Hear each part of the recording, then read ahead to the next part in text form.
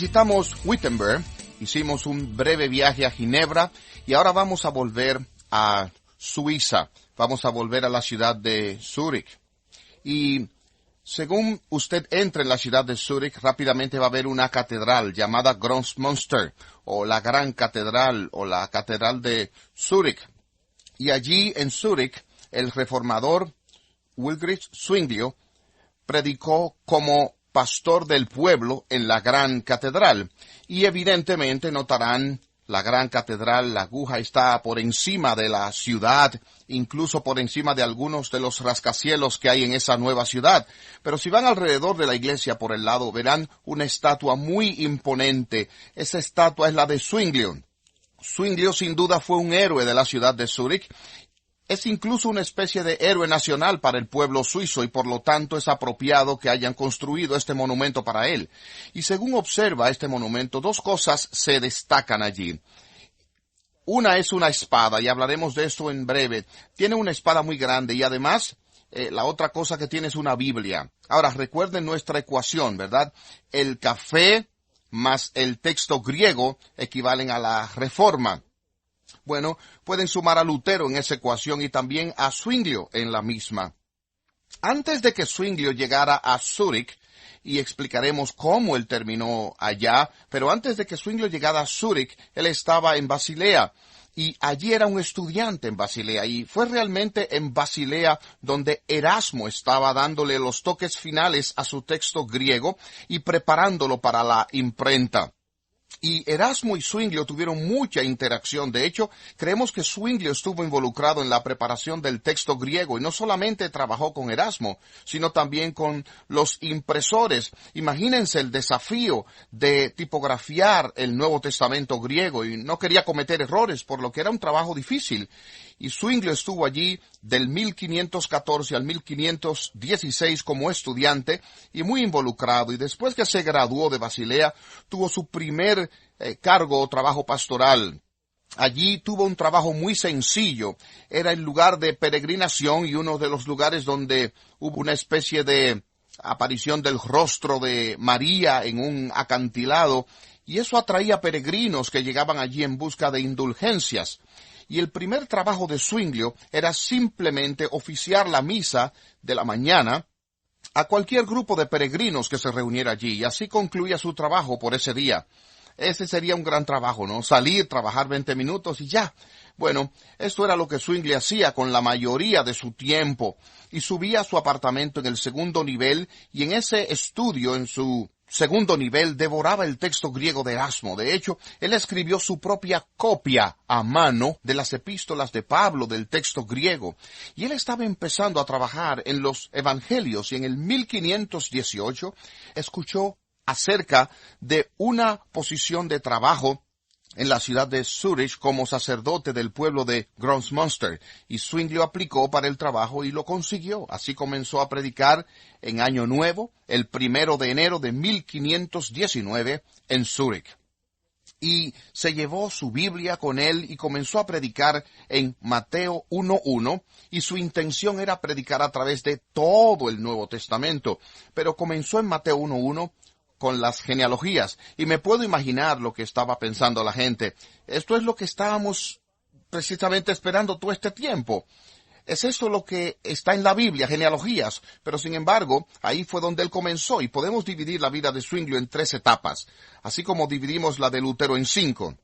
Podemos seguir adelante y así dividir la vida de Zwinglio en 3 etapas. La primera etapa que queremos analizar en la vida de la podríamos llamar, y verán cómo esto toma forma dentro de un poco de tiempo, la cena antes de la salchicha. Y esto nos llevará hasta el periodo 1519 al 1522. Ahora bien, la etapa de la cena durante la salchicha nos lleva del 1519 al 1523. Y entonces tendremos una etapa después de la salchicha del 1523 hasta su muerte en el 1530. Ahora, cuando Zwinglio llega a Zúrich y él está predicando la Biblia, algo notable va a suceder. Él va a descubrir que un sinnúmero de cosas que le estaban siendo enseñadas y dichas sobre el cristianismo no estaban realmente en las Escrituras. Y esto va a traer consecuencias en el 1521. Y en el 1521 existe la famosa cena de la salchicha. Ahora bien, la reforma en cuanto a Alemania se refiere, era Lutero, ustedes saben, allí estaba alzando su bastón en la puerta de la iglesia, tomando control de las 95 tesis, y tenemos esta especie de imagen romántica en nuestra mente, ¿saben? Lutero con su bastón en la puerta de la iglesia, tomando control de las 95 tesis, pero esta es la imagen que necesitan tener en su mente de la reforma en Suiza, un montón de tipos de mediana edad sentados juntos comiendo salchicha. Así fue como la reforma llegó a Suiza. Tal vez no era salchicha, realmente no sé lo que eran, pero era lo que le gustaba comer. El comer esto era un viernes y era durante la Cuaresma. Y ahora ven el escándalo, ¿verdad? Y Zwinglio estaba allí. Zwinglio aparentemente ayudó a cocinar la salchicha y aparentemente a descuartizar la salchicha. Parece que sirvió la salchicha, pero él no se la comió. Y pienso que es algo parecido a la versión del siglo XVI de fumar, pero no inhalar. No estoy seguro sobre esto, pero él estaba allí, aunque él no comió. Pero allí hubo otros que estaban y comieron. Conrad Grebel, un joven sacerdote que va a convertirse en uno de los fundadores del movimiento anabautista. Él estuvo en la cena de salchicha y creo que él comió salchicha. Y Christopher Froschauer estuvo allí. Y él era el impresor, uno de los puestos más respetados de la ciudad. Y esos estaban allí, hombres respetados, líderes de la iglesia que se reunieron para una cena de salchicha el viernes. Entonces Zwinglio, el próximo domingo, predica un gran sermón. Creo que es uno de los mejores títulos de sermones que he oído.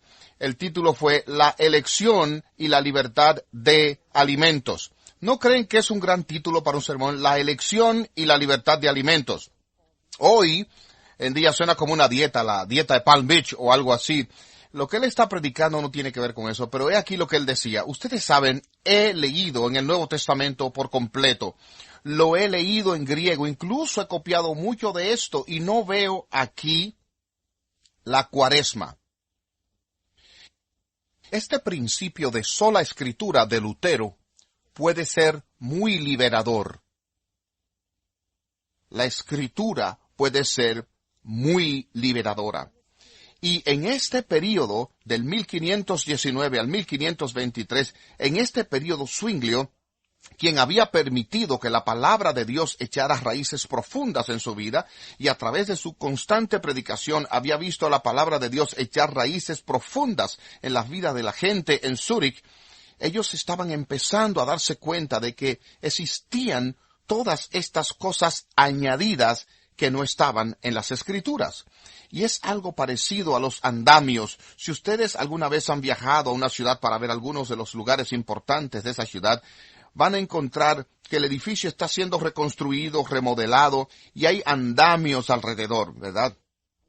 En Londres hacen algo donde incluso cuelgan una pantalla de pintura, ¿verdad?, sobre los andamios. Y recuerdo que una vez estuve en la Catedral de San Pablo y estaban allí trabajando en la cúpula, por lo que tenían todo este andamiaje alrededor de la cúpula, y por encima tuvieron una pantalla, una cobertura de la cúpula, y realmente era muy poco atractiva. Yo hubiera preferido mirar el andamiaje, pero usted no va a San Pablo a ver andamios, ¿o sí?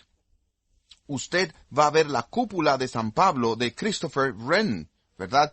Y eso es lo que va a ver. Y lo que la Iglesia Católica Romana estaba haciendo en la Edad Media no era mostrándole a la gente el Evangelio, sino mostrándole los andamios, mostrándoles estas tradiciones extras, capa tras capa tras capa de tradición que ocultaba lo que estaba allí, el Evangelio. Así que Zwinglio predica su sermón, y ustedes saben, he buscado por todas partes ahí, y aunque sacuda todo, no veo Cuaresma, no sale a la superficie. El de la elección y la libertad de los alimentos. Ese mismo año Zwinglio y otros publican un tratado, y el tratado se titula La capacidad de los sacerdotes para casarse, sobre la libertad de los sacerdotes para casarse. Y hubo otro reglamento que ellos no veían en las Escrituras, y era la idea de que los sacerdotes no podían casarse. Y lo que ellos estaban empezando a hacer era desmantelar ese andamiaje, ¿ven? Ellos estaban empezando a derribarlo y exponer lo que había debajo del mismo.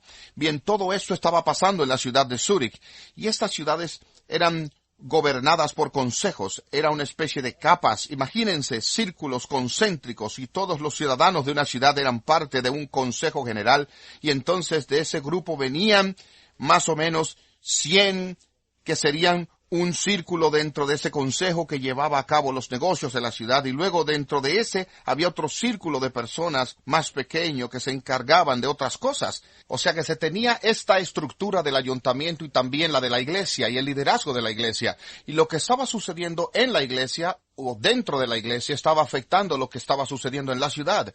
Y decidieron tener dos disputas. Y otra vez vemos aquí títulos muy creativos. El primero de ellos fue llamado La Primera Discusión y el segundo fue llamado La Segunda Discusión. No tan creativos. Ahora bien, estos dos ocurrieron en el 1522 y esta fue una disputa entre Zwinglio y otros pastores que fueron reformados y con la Iglesia Católica Romana. Y Zwinglio ganó claramente. Ganó porque tenía las Escrituras de su lado. Y el ayuntamiento estaba convencido y literalmente votaron convertirse en una ciudad reformada. Y es muy crucial, si usted viaja un poco al sur de Wittenberg y llega a Zúrich, allí en Zúrich, cuando llegó a ser reformada, es algo parecido a un efecto de dominos, y empiezan a ver las otras ciudades caer en el lugar correcto. Vamos a ver a Berna votar por la reforma, Ginebra. Ustedes saben lo que hicieron literalmente. Ginebra de Calvino fueron a la plaza del centro, hicieron un voto de mano levantada para ser reformada. ¿No creen que hubiese sido fascinante estar allí y verlo? Alguien dice, bien, ¿quién quiere ser reformado? Levante la mano. Y ustedes miran a través de la plaza y ven todos los ciudadanos de la ciudad levantar su mano. Y Ginebra pasa a ser reformada. Pero aquí estamos, Zúrich, esta fue la primera de las ciudades suizas que así vino a ser reformada, y este es un monumento realmente impresionante. Así que tenemos la cena pre-salchicha para Zwinglio y entonces la cena de salchicha, donde él está predicando la palabra, y todo esto él está echando la raíz y continuando hacia el trabajo. Pasamos a la siguiente fase de la vida de Zwinglio. Zwinglio, una vez que descubrió esto, creo que entró en una especie de fase radical. Él se dio cuenta que la Biblia no habla de órganos de viento, por lo que él agarró su hacha, y esto va a hacer a cualquier músico llorar cuando escuche esto. Tomó su hacha y comenzó a destruir el órgano de la iglesia, y luego quitó todas las vidrieras de la iglesia con los íconos y los santos, todo lo que era visto como una distracción del evangelio. Y Zwinglio entró en una especie de fase radical por un par de años. Él termina controlándose a sí mismo un poco y también trata de controlar a otros, pero hay un sentido en el que él se va un poco al extremo. Y aquí también sucede algo en Zúrich, en 1525. Otro grupo va incluso un paso más allá de los reformadores, y ellos propusieron romper totalmente con el Estado. Y este grupo lo conocemos como los anabaptistas. Ellos también difirieron de los reformadores en la celebración de lo que llamaron el bautismo del creyente. Y como ellos entendían que su bautismo infantil como católicos romanos no contaba para nada, se rebautizaron mutuamente, y así fue como llegaron a ser llamados anabaptistas. Uno de ellos fue Conrad Grebel, ¿lo recuerdan? Él estaba en aquella cena de salchicha, y Conrad Grebel y otros formaron lo que llamamos la Reforma Radical o el movimiento anabautista, y posteriormente se convirtieron en menonitas y los Amish, y a través de todas las tierras suizas allí. Realmente tienen su inicio allí en la ciudad de Zúrich.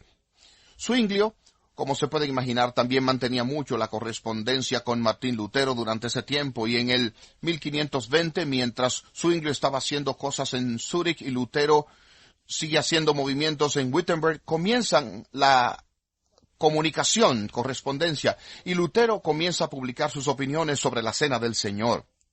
Ahora bien, la visión católica de la Cena del Señor es lo que llamamos transustanciación. Es una palabra, transustanciación, pero la idea es que los elementos, la copa y el pan, se transforman y se convierten en la sustancia de Cristo. Cuando el sacerdote hace el pronunciamiento hoc est corpus meum, este es mi cuerpo, entonces la oblea se convierte literalmente en el cuerpo de Cristo. Y ese punto de vista se llama transustanciación. Lutero rechazó ese punto de vista, y su punto de vista a veces se denomina consustanciación, pero Lutero rechazó ese término. A él no le gustaba ese término. Literalmente significa consustancia, y Lutero prefirió llamar a su punto de vista la presencia real de Cristo. La opinión de Lutero es que cuando tenemos los elementos para la comunión, Cristo está por encima de ellos, por debajo de ellos, junto a ellos, alrededor de ellos. Es la presencia real de Cristo, según participamos en la comunión. Zwinglio pensó que esa era la opinión equivocada y comenzó a formular otra opinión para venir a ser llamada la vista memorial, que es que los sacramentos, el vino o la copa y el pan son símbolos que ni deben ser confundidos con lo real, ni son una causa para que la presencia real de Cristo esté ahí.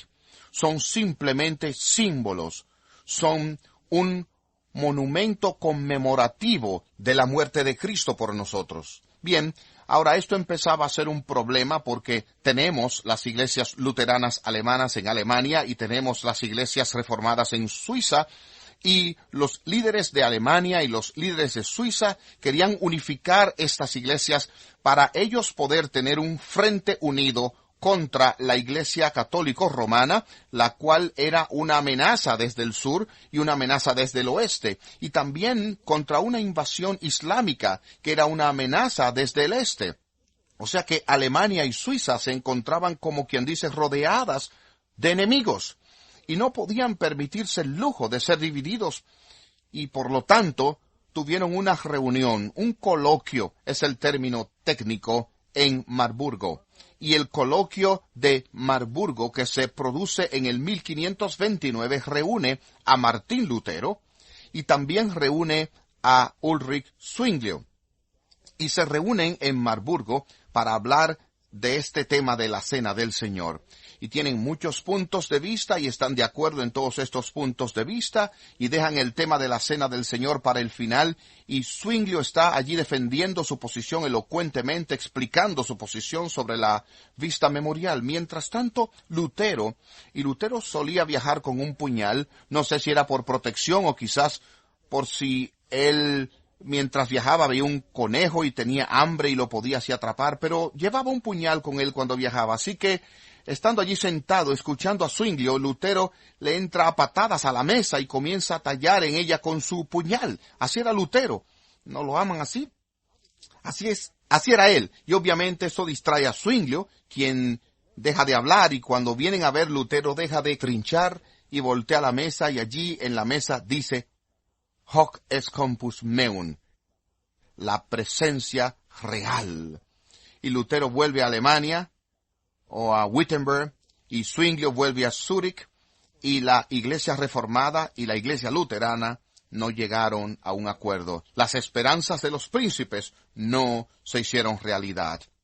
Un joven, Juan Calvino, no estaba allí, pero él escribe, y más tarde tiene correspondencia con Lutero, y Calvino introduce una visión totalmente diferente. La visión de Calvino es a veces denominada la visión de la presencia espiritual, a diferencia de la presencia real. Él dice: cuando participamos de la comunión, la presencia de Cristo no viene hasta nosotros, es como si fuéramos transportados al cielo en esta presencia espiritual. Y Lutero le escribe a Calvino: me hubiera gustado que hubieras estado allí, ya que probablemente hubieras sido capaz de lograr que Zwinglio y yo llegáramos a un acuerdo sobre el punto. Pero no fue así. Después de que estuvieron en Marburgo, Zwinglio vuelve a Zúrich y en el 1530 se halla a sí mismo en el campo de batalla de la batalla de Kappel. Y está allí en el campo de batalla como capellán hasta que lo sorprenden en un tiroteo y él muere en el campo de batalla. Cuando esa noticia llega a Lutero, la respuesta de Lutero dicen que fue: me alegro por él. Y entonces él dice: realmente no debió estar allí en primer lugar. Y esa fue la respuesta de Lutero. Zwinglio murió en el campo de batalla y tenemos así la estatua con la espada y con la Biblia. Mucho antes de que él se involucrara en la batalla de Kappel, él hizo algo muy interesante en Zúrich.